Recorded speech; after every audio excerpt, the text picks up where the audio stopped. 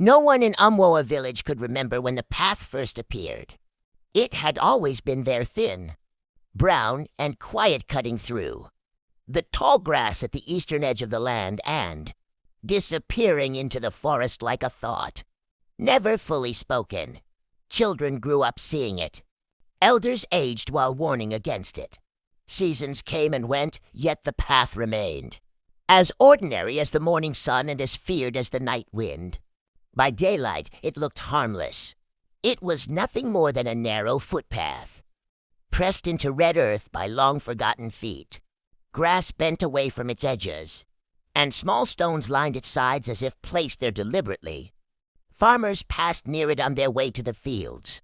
Women fetching firewood paused beside it to rest, and goats occasionally wandered close before turning away on their own. Nothing about the path suggested danger while the sun stood high. But when the sky began to change, when the sun lowered, itself slowly behind the trees, and the world prepared for dusk, the path became something else entirely. At dusk, the elders said, the path no longer belonged to the living. In Umwoa, dusk was not merely a time of day. It was a threshold, a moment when shadows stretched too long, when the air cooled suddenly, and when the unseen walked closer to the seen. Mothers called their children indoors before the first evening bird cried.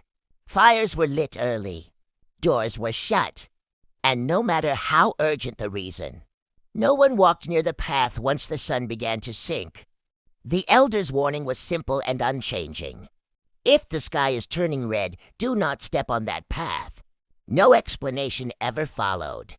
Chief Okori, the oldest living ruler Umwoa had known, often sat beneath the Nukwu tree in the village square and watched the sun's slow descent.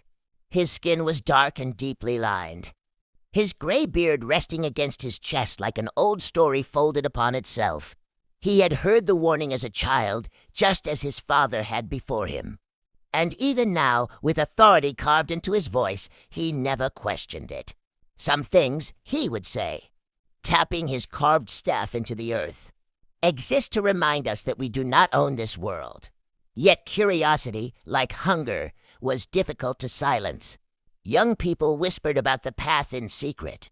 They argued among themselves, wondering why a simple footpath inspired so much fear. Some claimed it was only a story invented to scare children. Others said the elders exaggerated to protect old traditions. After all, no one alive could name someone they personally saw vanish on the path. The absence of proof made the warning feel fragile. Among those who listened closely whenever the path was mentioned was Obina, a young hunter whose strength often outran his patience. He had grown up hearing the same stories of people losing their way, of voices calling names from the trees, of footsteps that followed without bodies. But Obina was not easily frightened. He trusted what he could see, what he could touch, and what his spear could reach. And by day, the path looked harmless. Still, even Obina avoided it at dusk. There was something about the way the forest beyond the path behaved as evening approached. Birds fell silent too early. The wind shifted direction without warning. Sometimes, when the sky glowed deep orange, the trees nearest the path appeared darker than the rest, as though swallowing light instead of reflecting it.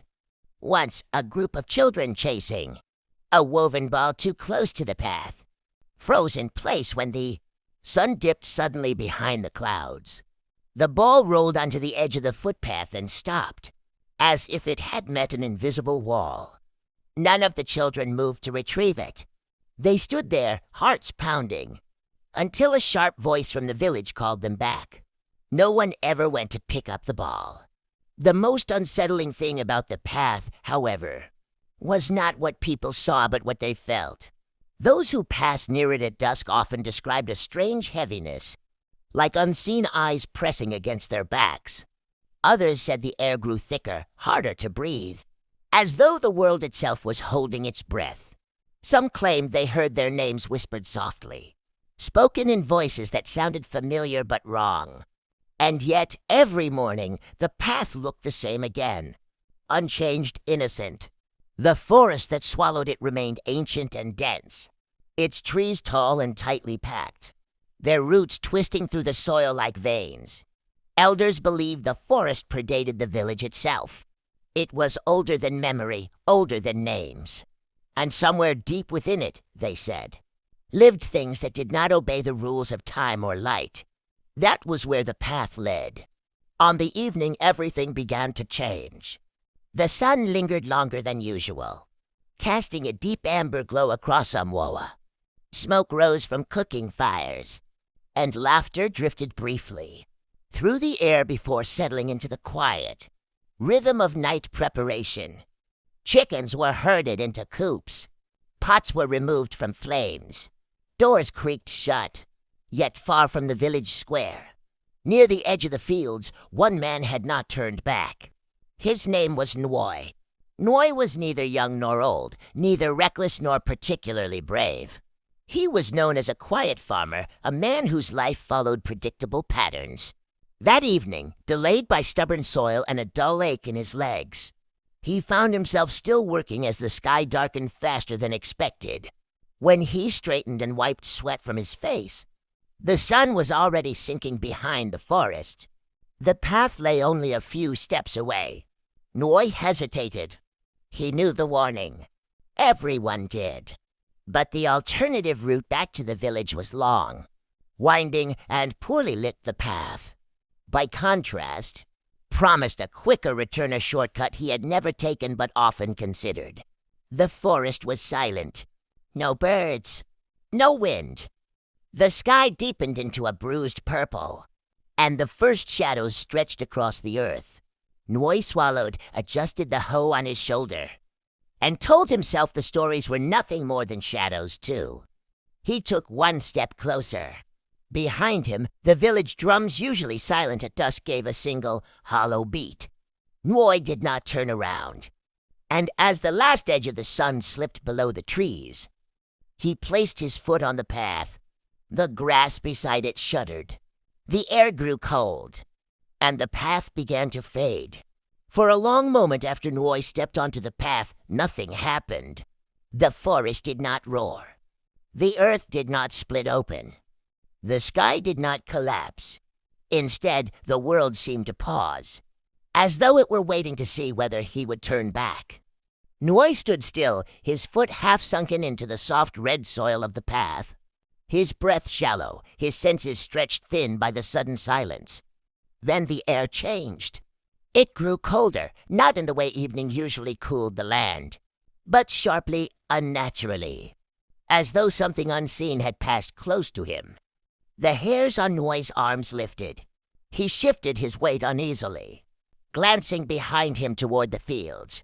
But the familiar shapes of ridges and crops appeared blurred, their edges wavering like reflections in disturbed water. The path beneath his feet darkened. Its surface, once clearly defined, began to lose its color, fading from red to a dull, grayish-brown. The small stones lining its edges sank slowly into the earth, as if being swallowed. Nwoi's heart pounded against his ribs, and for the first time doubt clawed at his chest. "Just walk," he muttered to himself. "Just walk and be done with it." He took another step. The forest responded. A sound rose from deep within the trees, not loud, not sharp, but low and spreading, like a breath drawn by something far too large to be seen. Leaves trembled without wind. Branches shifted, though no hands touched them. Nwoi felt the sensation of being watched multiply, pressing against his back, his sides, even the ground beneath his feet. Then he heard it. His name. It was spoken softly, almost kindly, in a voice that reminded him of his late mother. The sound curled around his ears, warm and familiar, and for a dangerous moment, relief flooded his body. "Nwoi." He stopped walking. The voice came again, closer this time, though no figure appeared between the trees. It called not from ahead nor from behind, but from everywhere at once. The forest seemed to lean inward, its darkness thickening, its silence tightening. Nwoi's mouth went dry. "My mother is dead," he whispered hoarsely. The path beneath him pulsed faintly, as though reacting to his words.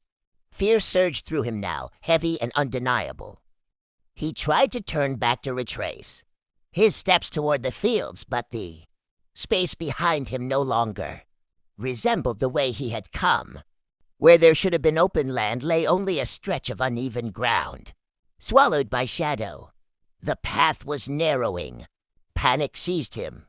Noi broke into a run, his sandals slapping against the earth as he pushed forward, deeper into the forest. With each step, the air thickened, pressing against his chest like water. The darkness ahead of him seemed alive, shifting and folding in on itself. Then, just as suddenly as it began, everything went silent again. Noi stumbled to a halt. The forest stood frozen. No whispers. No movement. Even his own breathing sounded distant, as though it belonged to someone else. He stood alone on a path that was no longer fully there, its edges dissolving into soil and leaf litter. And then nothing. In Amwoa village, the night settled heavily. When Noi did not return home, his wife waited at first with mild concern. Farmers were often delayed. But as the moonless sky deepened and the hours crept forward, worry replaced patience. She stepped outside her hut, scanning the dark road for his familiar silhouette. She saw nothing. By morning, his absence could no longer be ignored. The village gathered, murmuring quietly, eyes drawn again and again toward the eastern edge of the land. Chief Okori stood before them, his expression unreadable, though his grip on his staff tightened with each passing moment. He was last seen near the fields, someone said. Near the path, another whispered. The words settled heavily among them. Search parties were formed, but none dared approach the forest at dawn without preparation. Elders burned herbs. Libations were poured onto the earth. Names of ancestors were spoken aloud, asking for guidance and protection. When they finally reached the place where the path began, the villagers froze. There were no footprints, not leading forward, not leading back. The red earth was smooth and undisturbed, as though no one had walked there at all. Even the grass stood tall and unbent. It was as if Moi had vanished before ever stepping onto the path. The hunters exchanged uneasy glances. "This is wrong," one of them murmured. Chief Okori knelt slowly, pressing his palm to the ground. The earth felt cold beneath his hand, colder than it should have been under the rising sun.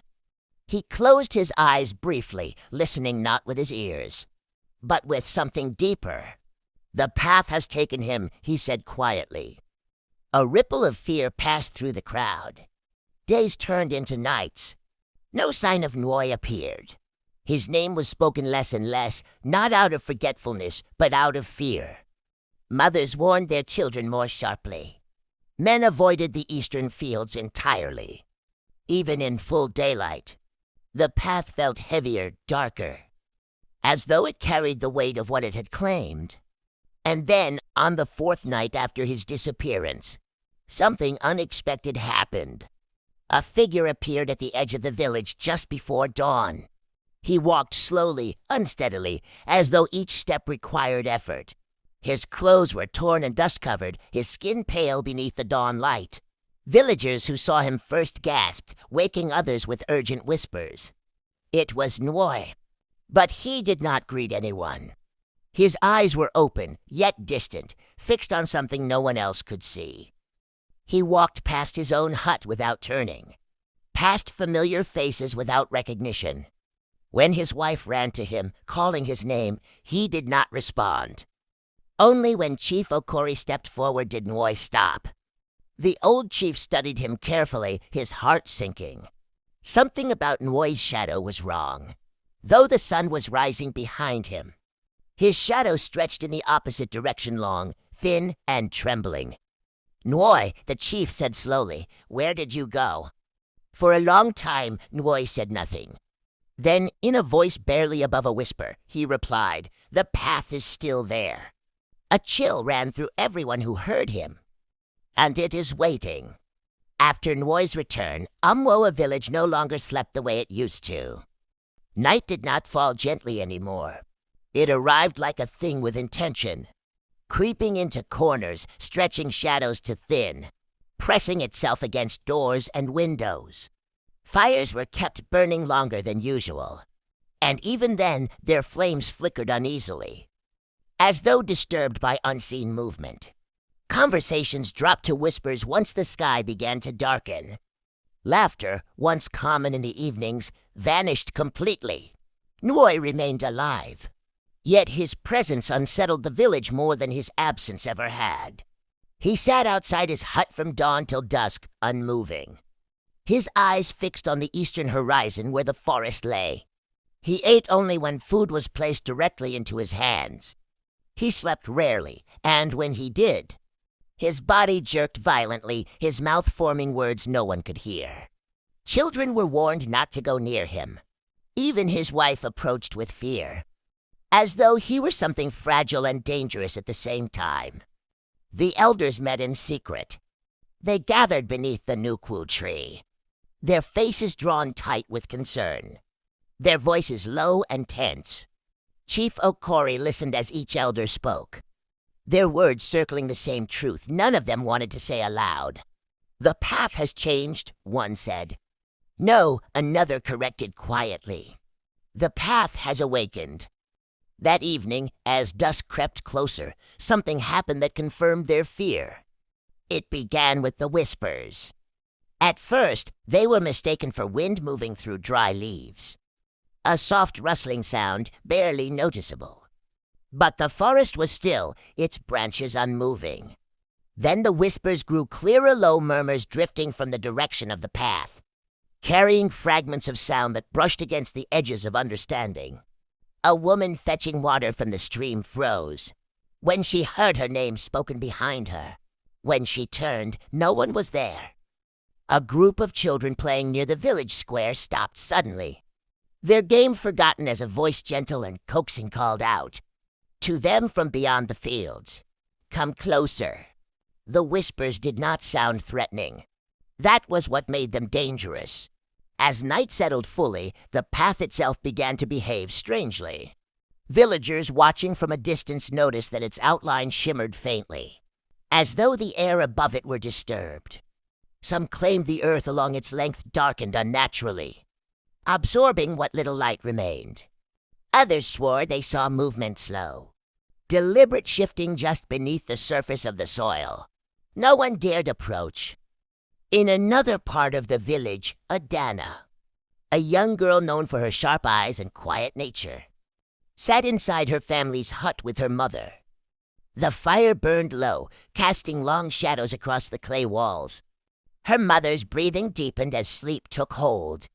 But Adana remained awake, listening. She had heard the whispers earlier that evening. At first, she thought they came from outside, from neighbors, speaking softly, or from the forest itself.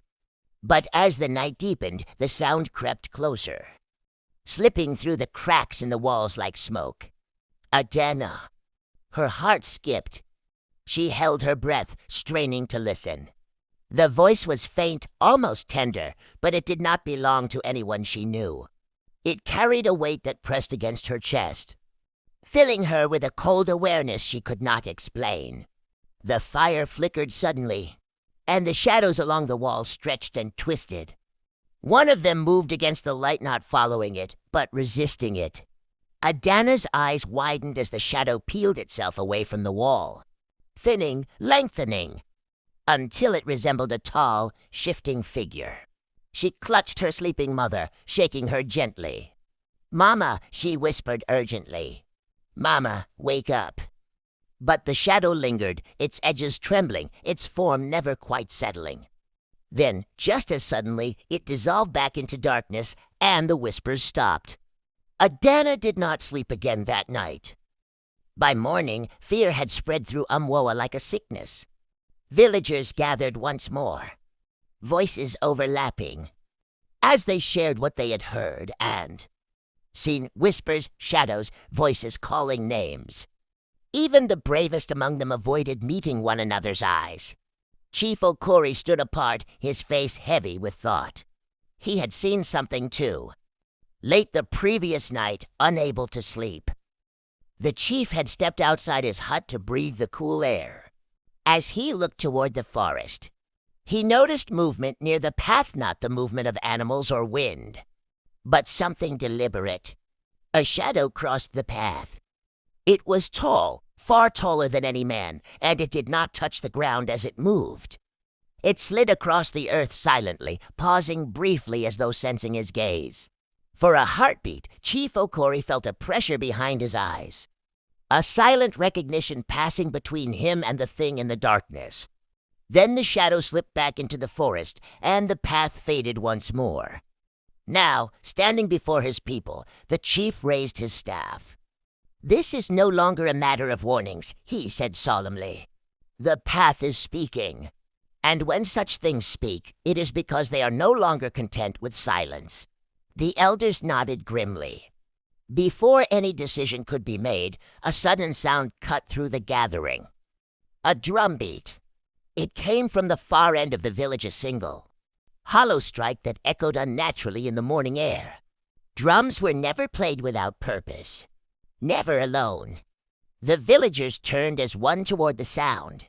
At the old drummer's hut, the large ceremonial drum stood untouched, its surface unmarked. Yet it trembled slightly, as though struck by unseen hands. Then it sounded again, slow, deliberate, and wrong. Boom! Beam! Each beat sent a shiver through the ground. "The drum is warning us," an elder whispered. As quickly as it began, the sound stopped. Silence fell heavily over Umwoa. Chief Okori closed his eyes briefly, then opened them with resolve hardening his gaze. "The path has begun to whisper," he said. "If we do nothing, it will soon begin to call." And everyone knew what happened when the path called your name. Night fell like a curtain over Umwoa village, thicker than any the villagers had seen before.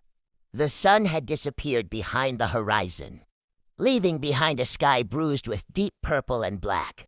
The air smelled of damp earth and smoke from evening fires.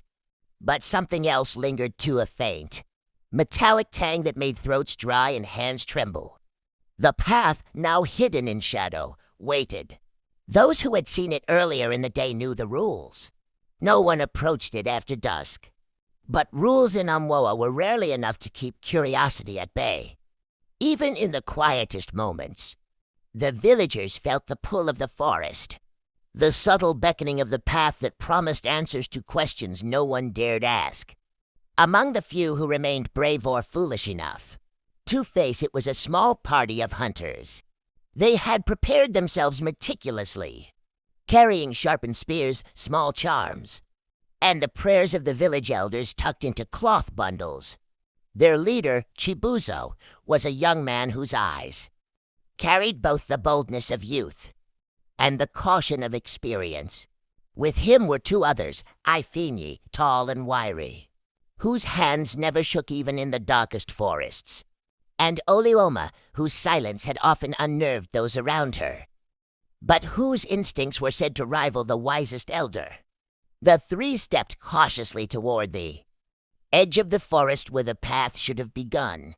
Only there, under the thickening darkness, did the path reappear, or so it seemed.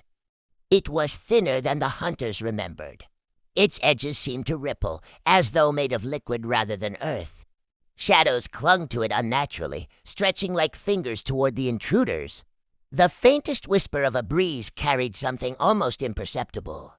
A voice calling, faint, urging. Familiar yet wrong. Chibuzo held up a hand. "Do you feel that?" Ifinyi nodded slowly. "It is watching us." Oluoma said nothing. She simply stepped forward first, her bare feet silent against the path. The others followed, hearts hammering with the awareness that they were walking into something far older and stranger than any animal or predator. The forest seemed to close in, trees bent slightly toward the hunters, their trunks twisting unnaturally, their roots clawing upward as if trying to block the way. The air grew heavier, more viscous.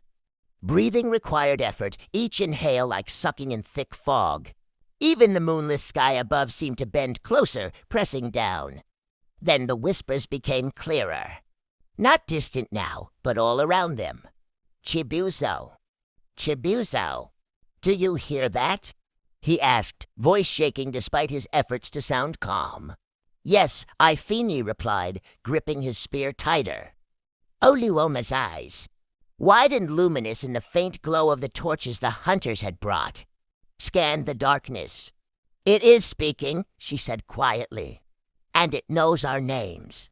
The first sign of movement startled them.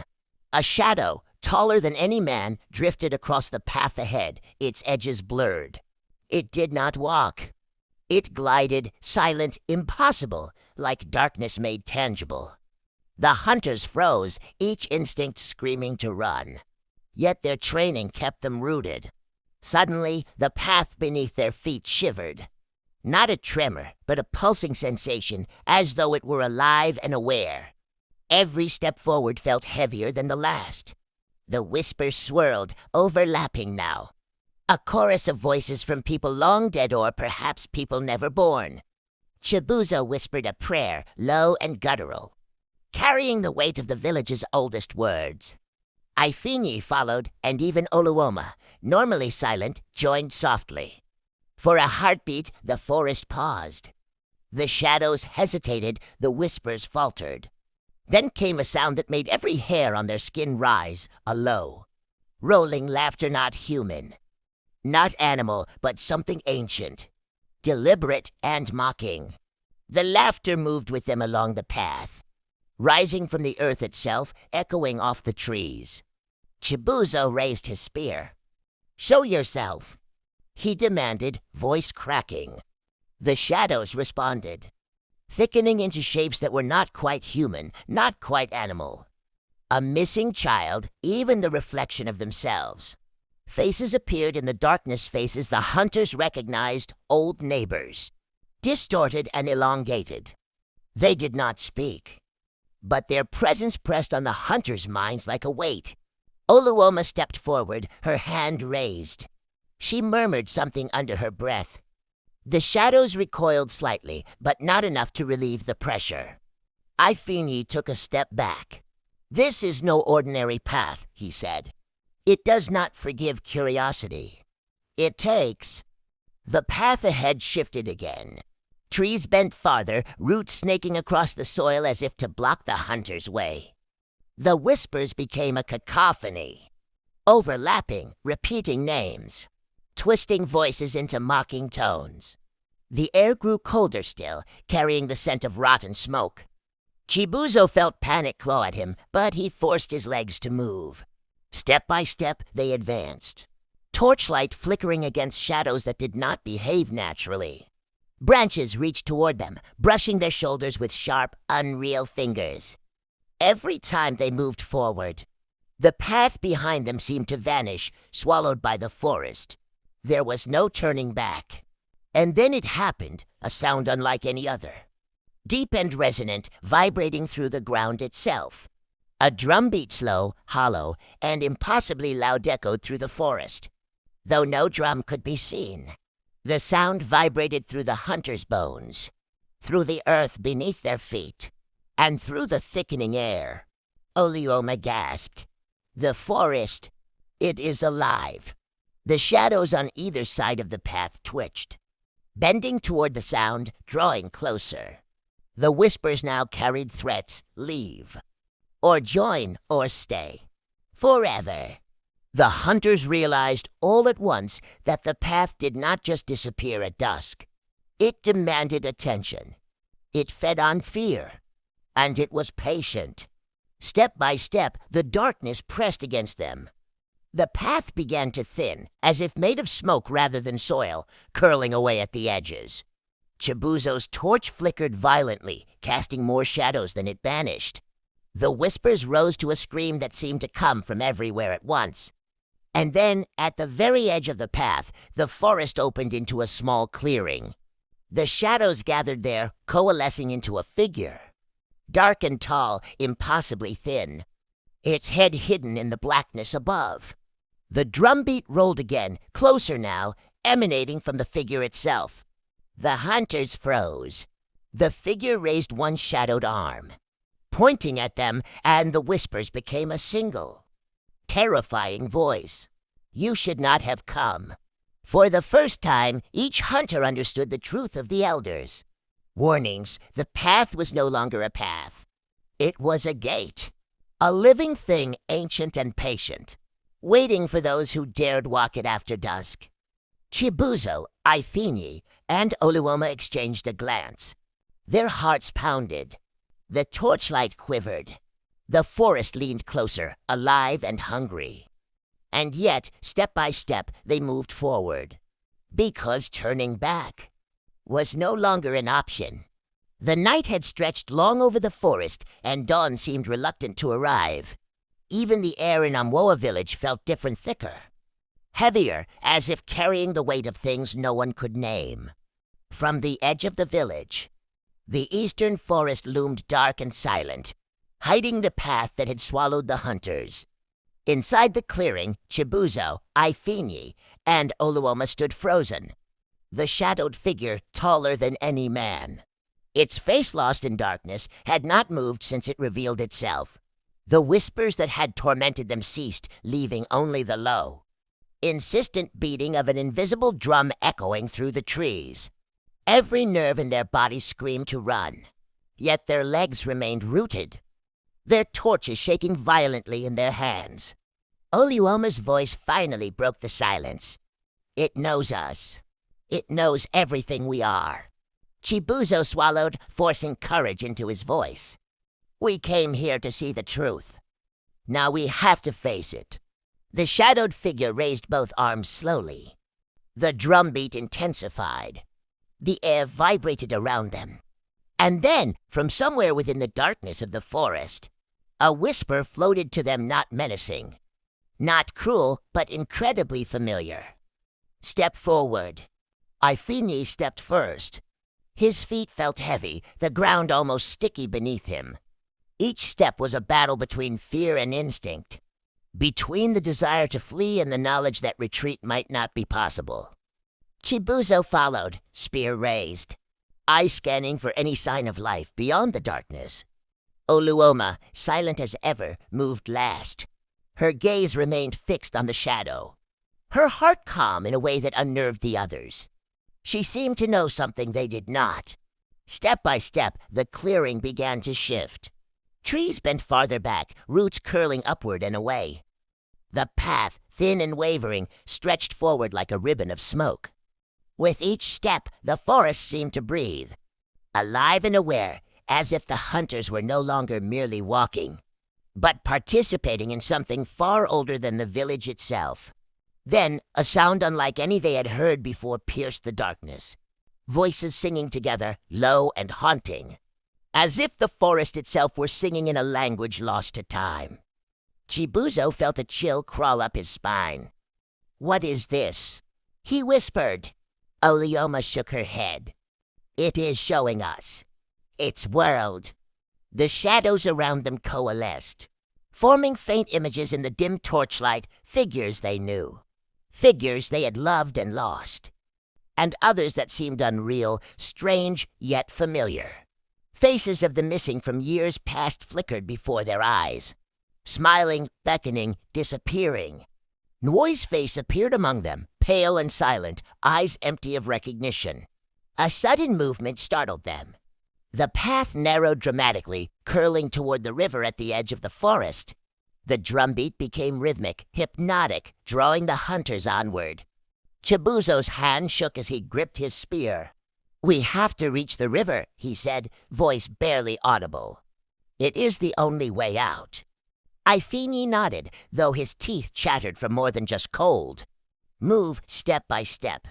Don't look back. They did not look back. The path beneath their feet felt alive, pulsing with a slow heartbeat. Branches brushed against them, not harshly, but with intent, guiding and restraining, as if the forest itself had grown arms. The shadows whispered now. Clearly, Oluoma remained focused, calling their names, recounting secrets, mocking fears. offering temptations, murmuring under her breath, as if the words themselves kept the darkness at bay. Then, just as the first hint of dawn colored the eastern sky, the river appeared. Black and calm, it stretched wide between twisted trees, reflecting the faint light that the rising sun had yet to fully offer. The shadows shrank, retreating toward the forest, reluctant but obeying some unseen rule. The drumbeat slowed. The whispers ceased. For a heartbeat, the hunters felt the forest exhale. Chibuzo, Ifini, and Oluoma reached the riverbank. Step by step, the path faded behind them, leaving nothing but soil and roots where it had been. The forest had swallowed it again, as if it had never existed.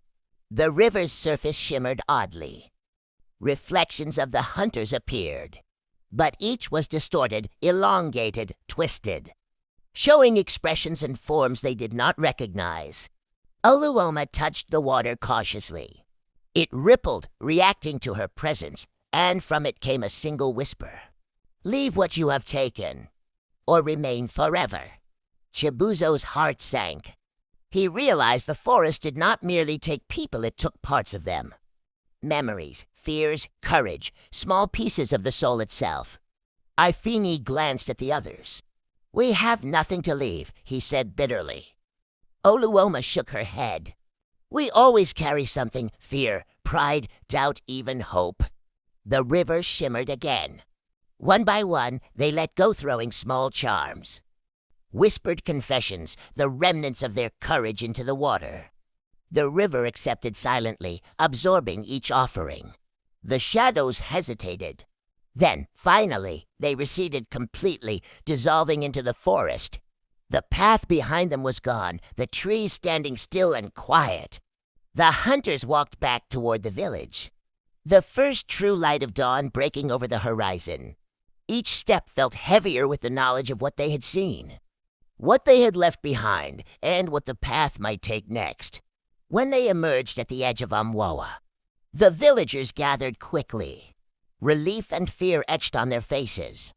Nwoi, now pale and silent as always, had joined them at the edge of the square. Chibuzo spoke first, voice low, yet carrying the path. "It is no longer just a shortcut. It is alive. It waits. And it takes what it needs." The villagers shivered collectively. Even Chief Okori said nothing, only nodding grimly. Oluoma finally looked at the rising sun. Her eyes, calm and deep, reflected a truth she could not speak aloud. The path would disappear again, and someday someone would walk it, tempted by curiosity, driven by need, or chased by pride. And the forest would welcome them. The sun rose fully, casting light across Amwoa village.